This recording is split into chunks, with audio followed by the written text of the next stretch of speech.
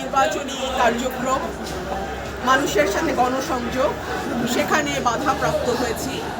আমি প্রশাসনকে জানিয়েছি, আমি আশা রাখবো প্রশাসন নিরপেক্ষ থাকবে, বিকজ এই আসনের দিকে সবার চোখ আছে, পুরো বাংলাদেশের চোখ আছে। আমাদের গণমাধ্যমের ভাইরা আমার পাশে আছেন, ইউ থেকে যে পর্যবেক্ষকরা এসছেন তাদের সঙ্গে আমার কথা হয়েছে, আগামীকাল তাদের সঙ্গে আমার মিটিং আছে ঢাকায়।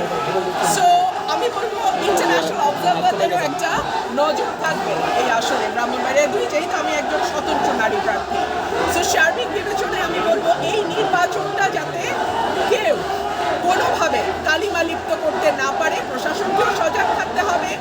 আমি দলগুলোকেও বলবো যার যার বৃহত্তর স্বার্থে এই আসনে যাতে তাদের নেতাকর্মীরা অসংলগ্ন আচরণ না করে, আইন না ভাঙে, অসভ্য আচরণ না করে, বড় দলগুলোর দায়িত্ব হবে এই বিষয়টা এনশিওর করা। কারণ না হলে এই দাগটা, এই নির্বাচনী আসনে যদি কোনো দাগ পড়ে, সেই দাগটা কিন্তু বড় দলগুলোকে তাদের মানে বাকি সময়টা বয়ে বেড়াতে হবে।